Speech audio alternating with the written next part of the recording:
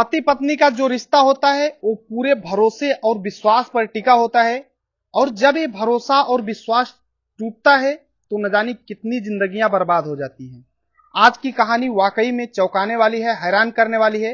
जब कहानी पूरा सुनेंगे तो आपको भी लगेगा कि इस दुनिया में इस तरीके के भी लोग होते हैं। नमस्कार दोस्तों, मैं विजय शंकर पाल। इस वीडियो को पूरा वॉच करना, उसके बाद अपनी राय कमेंट बॉक्स में देना, और आप कहां से हमारी वीडियो देखते हैं कमेंट में जरूर बताना। और अगर आपका कोई बर्थडे है, किसी का भी कोई भी आपका सेलिब्रेशन है, कुछ भी है, तो आप कमेंट बॉक्स में कमेंट करना। हम अपने व्यूअर के साथ शेयर जरूर करेंगे। आज की जो सच्ची घटना सुनाने जा रहा हूं यह है छत्तीसगढ़ प्रदेश का एक जिला लगता है सुरखुजा। यहीं पर एक थाना लगता है अंबिकापुर थाना। यहीं पर एक गांव है खजूरी गांव। यहीं का एक परिवार है मोहित, जिसकी उम्र 29 साल है। इसकी पत्नी है संगीता, जिसका उम्र 26 साल है। मोहित जो है ये मिस्त्री का काम किया करता है, यानी दिन भर काम करता, शाम को घर पे। परिवार सब अच्छे से चल रहा था। मोहित की नई नई शादी हुई थी। शादी के लगभग 2 साल बीतते हैं। मोहित के घर पे एक बेटी जन्म लेती है। घर में खुशियां आ जाती है, सब कुछ सही चल रहा था। लेकिन जैसे ही थोड़ा टाइम बीतता है, मोहित को शराब की आदत लग जाती है। वो दिन भर काम करता, शाम को शराब पीता, उसके बाद घर आ जाता। एक दिन शराब के नशे में घर पे आता है और अपनी पत्नी संगीता से बोलता है कि शादी के बाद तो सब कुछ सही था, तुम अच्छी लगती थी, लेकिन जब से बेटी जन्म ली है तुम अच्छी नहीं लगती हो, तुम में वो बात नहीं रही है। जब इस तरीके से संगीता सुनती है तो सोचती है शायद शराब के नशे में होंगे, ऐसे ही कुछ भी बोल दे रहे हैं, तो इन बातों को इग्नोर कर देती है। उसके बाद शाम को दोनों लेटते हैं एक बिस्तर पे, शारीरिक संबंध बनाते हैं। उसके बाद सुबह हो जाता है। मोहित सुबह उठते ही अपने पत्नी से बोलता है कि तुम में वो बात नहीं रही जो शादी के समय थी, अब तुम अच्छी नहीं लगती हो। इस तरीके से फिर से संगीता से बोलता है, तो उसे दिल पे लगती है बात। उसे लगती है कि मेरे पति मेरे को इस तरीके से कैसे बोल रहे हैं, लेकिन फिर भी वो अंदर ही दबा के बातों को बैठ जाती है। लेकिन उसका पति दूसरे दिन फिर से आता है, फिर से वही बात बोलता है कि तुम अच्छी नहीं लगती हो, तुम में वो बात नहीं रही। ऐसे ही सिलसिला चलता रहता है। मोहित अब पहले डेली शाम को घर आ जाता था काम करने के बाद, लेकिन अब क्या करता है, कभी कभी 2 दिन 3 दिन गायब रहता है। एक दिन तो जब 4 दिन लगातार गायब था, आता है तो उसकी पत्नी बोलती है कि आप 4 दिन कहां पर थे। तो मोहित बोलता है कि तुमसे क्या मतलब है, मैं कहीं भी रहूं, तुमसे क्या लेना देना। जब इस तरीके से उसकी पत्नी सुनती है मोहित की, तो उसे वाकई में दुख होता है कि मेरे पति मेरे को बता नहीं रहे हैं, आखिर मैं कहां जाता हूं। ऐसे ही सिलसिला चलता रहता है। बार बार मोहित अपनी पत्नी को बेइज्जती करता है, उसे नीचा दिखाने की कोशिश करता है और बोलता है तुम अच्छी नहीं लग रही हो, तुम में वो बात नहीं रही। लगातार इसी तरीके से चलता रहता है। अब मोहित महीने के 15 दिन घर से बाहर, 15 दिन घर पे, वो भी शराब के नशे में। अब ऐसे ही सिलसिला चलता रहता है। लेकिन जो उसकी पत्नी थी, उसकी भी जो इच्छाएं थी, शारीरिक इच्छाएं, वो भी पूरी नहीं हो पा रही थी, क्योंकि उसका पति जब भी घर आता है नशे में आता है और कभी तो घर पे आता ही नहीं है। अब ऐसे में जो उसे पति का सुख मिलना चाहिए था वो नहीं मिल पा रहा था। अब थोड़ा टाइम बीतता है। एक दिन संगीता अपने छत पर जाती है कपड़ा फैलाने के लिए। तो बगल का एक छत होता है, एक घर होता है, उस घर के बगल में एक और घर होता है, और उसके छत पर एक लड़का होता है जिसका नाम होता है प्रीतम, जिसकी उम्र 24 साल होती है। देखने में हैंडसम है। वो अपने छत पे कसरत कर रहा था। तभी संगीता देखती है, तो उसे देखने के बाद वो उसे पसंद करने लगती है। उसे लगता है कि काश मेरा पति इस तरीके का होता, नशेड़ी ना होता, इस तरीके के हैंडसम होता, उसे भी बॉडी होती। जब इस तरीके से सोचती है तो वो लड़का देखता है कि वो जो बगल वाली भाभी है वो मेरे को देख रही है। वो भी देखने की कोशिश करता है, लेकिन दोनों डर रहे हैं। इधर ये जो संगीता है ये भी कुछ नहीं बोल पा रही है, और उधर जो प्रीतम है वो भी सिर्फ देख रहा है, लेकिन सोचता है कि अगर बोलूंगा तो ऐसा ना हो कि जो पड़ोसी भाभी है ये गुस्सा हो जाए। लेकिन अब ये सिलसिला डेली का चलने लगता है। छत पर से वो भी देखता, ये भी देखता। लेकिन एक दिन प्रीतम जब प्रीतम की माँ बोलती है कि चाय खत्म हो गई है, जाओ पड़ोसी से मांग लाओ। तो प्रीतम आता है, जिस पड़ोसी के यहाँ मांगने गया था उसके यहाँ ताला बंद था, तो सोचता है कि चलते हैं वहीं बगल वाली जो संगीता भाभी है उन्हीं के यहाँ से ले आते हैं। अब आता है जब यहाँ पर, तो बुलाता है, तो बोलता है कि चाय चाहिए था मेरे को। तो संगीता भाभी भी जो थी ये भी हंसने लगती हैं देख करके और चाय देती हैं। अब प्रीतम जो था किसी न किसी बहाने से आ जाया करता था, क्योंकि जो मोहित था ये अक्सर घर से बाहर रहता था।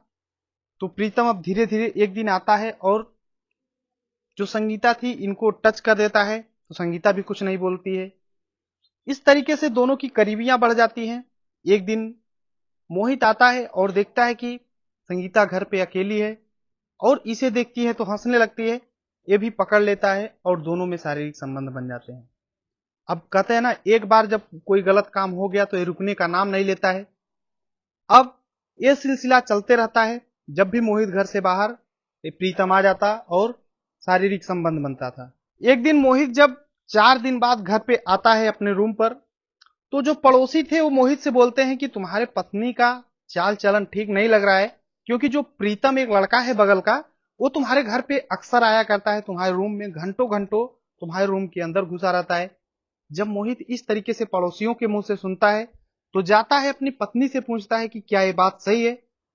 तो संगीता बोलती है कि देखिए, पड़ोसी है उसका काम लगता है, मेरा भी काम लगता है, तो एक दूसरे के यहाँ आ जा सकते हैं, इसमें कोई इतराज नहीं है। बाकी आप जैसा सोच रहे हैं ऐसा कुछ है नहीं। उसका पति गुस्सा होता है और बोलता है कि आइंदा वो नहीं आना चाहिए। लेकिन संगीता बोलती है अगर काम लगेगा तो आएगा, मेरा भी काम लगता है, तो जाते हैं। इसी बात को लेकर के दोनों में बहस हो जाती है। अब मोहित अपने पत्नी से बोलना बंद कर देता है, दूरियां और ज्यादा बनाने लगता है गुस्से में। और जब संगीता की मोहित से दूरियां बढ़ती हैं तो प्रीतम से नजदीकियां बढ़ने लगती हैं और ज्यादा। अब जब मोहित घर से बाहर रहता था तब तो प्रीतम से संबंध बनाती ही थी, लेकिन जब मोहित घर पे रहता था तो ये नींद में खाते समय सोने वाली दवा मोहित के खाने में दे देती और मोहित रात में सो जाता था गहरी नींद में, और प्रीतम इसके घर पे आ जाया करता था। या फिर कभी ऐसा होता था कि ये जो संगीता थी यही उठ करके प्रीतम के घर चली जाती थी और रात भर शारीरिक संबंध बनाती, फिर सुबह मोहित के पास यहाँ पर घर पे आ जाती थी। कहते हैं ना, गलत काम कभी भी छिपता नहीं है, कभी न कभी उसका खुलासा जरूर हो जाता है। ऐसे ही एक दिन होता है, मोहित को जो दवा थी नींद वाली वो असर नहीं करती है और रात के 2 बजे उसकी नींद खुल जाती है। और जब मोहित नींद खुलती है उसकी, तो देखता है कि उसकी बेटी जो है, छोटी बेटी है, वो रो रही है, मम्मी मम्मी बुला रही है। तो मोहित सोचता है शायद उसकी मम्मी रूम में नहीं है, क्योंकि दोनों दोनों में झगड़ा चलता था तो दोनों अलग अलग रूम में सोया करते थे। तो मोहित उठता है और जाता है अपनी पत्नी के रूम में, देखता है कि उसकी बेटी रो रही है और उसकी माँ नहीं है। तो पूछता है कि बेटी तुम्हारी माँ कहाँ है। तो वो बोलती है कि माँ पता नहीं कहाँ गई है, और वो रोती रहती है। तो मोहित अपनी पत्नी को सभी जगह घर पे जहां भी कोशिश करता है सब जगह ढूंढने की कोशिश करता है। जब नहीं दिखती संगीता तो उसे कहीं ना कहीं डाउट हो जाता है कि पड़ोसी जो प्रीतम है शायद वहीं गई हो। अब वो रात के 2 बजे वहां से डायरेक्ट पड़ोसी के घर पे जाता है, और जब जाता है तो दरवाजा उसे खुला मिल जाता है, और जब अंदर देखता है वहां का नजारा देखने के बाद मोहित के पैरों तले जमीन खिसक जाती है, क्योंकि जो उसकी पत्नी संगीता थी वो अपने पड़ोसी प्रीतम के साथ यानी कपड़े एक भी शरीर पे नहीं थे और शारीरिक संबंध बना रहे थे दोनों। आपत्तिजनक अवस्था में जब मोहित अपनी पत्नी को देखता है तो वाकई में चौंक जाता है और उसी समय अपनी पत्नी के बालों को पकड़ता है और घसीटते हुए अपने घर पे लाता है और उसको पीटता है। मोहित संगीता को जितना पीट सकता था उतना पीटता है। उसके बाद संगीता बेहोश हो जाती है। एक प्रकार से उसके सांसें बस चल रही थी, और उसी समय जो मोहित था वो शक्तिवर्धक लगभग 5 गोलियां खाता है। उसके बाद अपनी पत्नी के साथ शारीरिक संबंध बनाना शुरू कर देता है। वो 5 घंटे तक शारीरिक संबंध बनाता है। उसके बाद उसकी पत्नी के जब शारीरिक संबंध बनाना स्टार्ट करता है तो लगभग 2 घंटे बीतते हैं। उसके बाद उसकी पत्नी की मृत्यु हो जाती है, उसे पता चल जाता है कि मेरी पत्नी खत्म हो चुकी है, लेकिन उसके बाद भी 2.5 घंटे वो अपने पत्नी के साथ यानी उसकी लाश के साथ शारीरिक संबंध बनाता है। उसके बाद जब उसे पता चल जाता है, कंफर्म हो जाता है पूरी तरह कि उसकी पत्नी खत्म हो चुकी है, तो रात में ही अपने पत्नी को उठाता है और ले जाता है पड़ोसी प्रीतम के पास, वहीं पे रख देता है। मतलब एक भी शरीर पे कपड़े नहीं थे, और देखता है उसका पड़ोसी सो रहा है, क्योंकि रात में जगा था तो उसका पड़ोसी सो गया था सुबह से, और ले जाता है अपने पड़ोसी के पास, उसकी लाश को रख करके अपने घर पे चला आता है और सो जाता है। जब प्रीतम उठता है सुबह के लगभग 9 बजे उठता है, तो देखता है कि उसकी प्रेमिका एक भी शरीर पे कपड़े नहीं है और उसकी मृत्यु हो चुकी है, बगल में लाश है। प्रीतम तुरंत पुलिस के पास फोन करता है, पुलिस आ जाती है मौके पर और देखती है, तो तुरंत प्रीतम को गिरफ्तार कर लेती है और थाने ले जाती है। प्रीतम से पूछताछ करती है कि आखिर तुमने इसको मारा क्यों। तो प्रीतम पूरी सच्चाई बताता है कि ये मेरी प्रेमिका है और मैं इसके साथ शारीरिक संबंध बना रहा था, लेकिन इसका पति आया, खींचते हुए ले गया, मार करके यहाँ पर ले आया रख दिया।